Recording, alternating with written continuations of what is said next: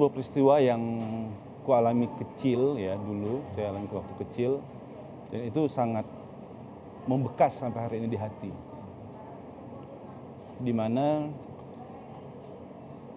keluarga kami yang tadi hidupnya pas-pasan, akhirnya sekolah pun hampir tak sanggup untuk membeli buku.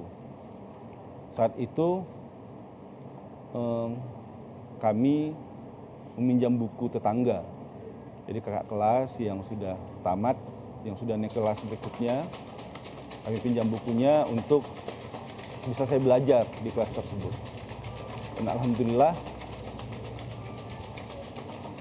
saya bisa selesaikan studi walaupun dengan semua keterbatasan itu. Dan itu tadi yang membuat sakit ya, karena kami waktu itu orang susah. Saya pernah didatangi kawan-kawan saya untuk meminta buku itu dikembalikan. Sementara saya sedang perlu waktu itu saya kelas 4. Itu buat saya sangat terpukul. Juga pernah saya dituduh mencuri segala macam. Hanya gara-gara saya mengambil sendal yang tertinggal di rumah kawan, kemudian saya ambil bawa pulang, kemudian itu dianggap sebagai sebuah tindakan yang tercela. Itu yang membekas sampai hari ini sehingga saya berprinsip ini jangan sampai terjadi kepada anak saya. Bagaimana ke depannya saya juga jangan sampai menjadi orang meminta belas kasih orang lain, meminta bantuan orang lain. Tapi bagaimana saya yang harus memberikan sesuatu kepada orang lain. Karena ternyata cukup sakit ketika apa yang diberikan orang kemudian dipinta apalagi secara paksa. Waktu kejadiannya saya sedang sendiri di rumah, maghrib kalau saya nggak salah. Jadi tiba-tiba ada kawan-kawan saya kecil datang ke rumah menggedor-gedor pintu. Hei pencuri, pulangkan ini kami, pulangkan buku kami, pulangkan sendal kami. Saya terkejut dan saya disuruh menangis dalam rumah sendiri. Sementara orang tua saya tidak berada di rumah. Saya menangis, saya ketakutan karena seperti dihakimi di saat itu. Sehingga saya mengembalikan buku-buku itu dan apa yang mereka tuduhkan. Saya lempar dari pintu, saya buka pintu. Saya lempar dan saya katakan ini ambil barang kalian. Ingat, pada saatnya aku akan buktikan bahwa aku tidak pernah mencuri barang kalian. Itu hal yang selama ini mungkin orang tidak banyak tahu. Itu bagi saya sangat menyakitkan. Dan sampai hari ini sangat membekas hati saya. Kenapa saya juga selalu berusaha menjadi orang yang tidak berharap belas kasih siapapun. Seperti ibu saya juga mengajarkan, kalau bisa kau memberi, berilah. Jangan pernah meminta kepada orang lain.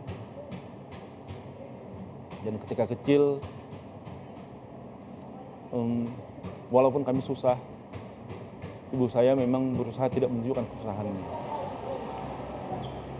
Kalau anak-anak yang lain di kampung saya itu biasanya ketika mereka pulang sekolah, mereka juga nyambi ya, sambil bekerja, sambil mencari nafkah tambahan.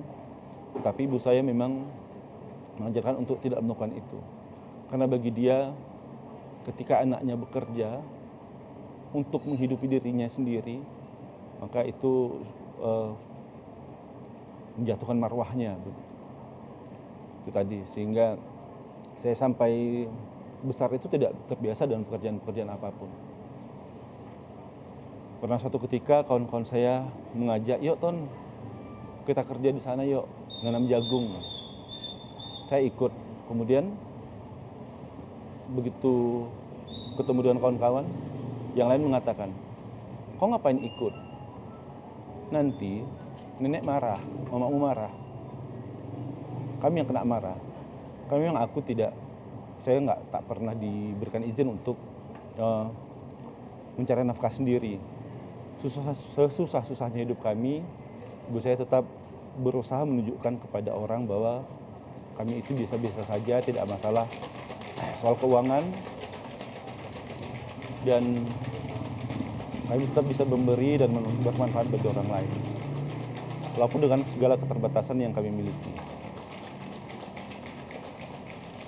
Itu sepintas yang membuat saya terpukul, dan ketika saya sudah besar, masih banyak hal-hal lain yang membuat saya hampir putus asa dan memaksakan diri harus bangkit lagi. Terutama mungkin banyak hal lain yang saya rangkum hanya tentang Kopita ya, bisnis yang saya jalankan. Orang melihat mungkin bisnis ini ya lancar-lancar saja, biasa-biasa saja. Kalau orang tidak tahu bagaimana jatuh bangunnya, bagaimana ketika bisnis ini dulu saya rintis, kemudian saya harus mengalami sebuah konflik internal dengan tim yang mengelola. Kemudian ketika saya kelola sendiri, bagaimana penjualan drop ya. Ketika Ramadan awal misalnya, itu jualan biasa kadang drop. Dan ketika pandemi ini terjadi, Allah menguji kami lagi dengan penjualan yang sedang meningkat cukup luar biasa. Allah menguji kami dengan pandemi sehingga penjualan kami turun drastis, yang sampai karyawan saya juga nggak bisa saya gaji. Untungnya mereka maklum dan mereka mengatakan, udah om nggak apa-apa, kami nggak usah digaji, kami cukup diberikan uang makan tiap hari. Kami sudah bersyukur, yang penting bisnis tetap berjalan. Begitu yang mereka sampaikan kepada saya, sehingga saya memiliki semangat kembali untuk bangkit. Kalau dipikir, saya langsung waktu itu sudah sangat terpukul, dan makanya sudah, ya Allah, kalau yang rizkiku ada dari Kopita ini akan terus kujalankan. Tetapi ketika engkau menetapkan Kopita bukan sebagai bisnis yang bisa memberikan rezeki kepadaku, maka silakan engkau ambil dengan caramu ya Allah.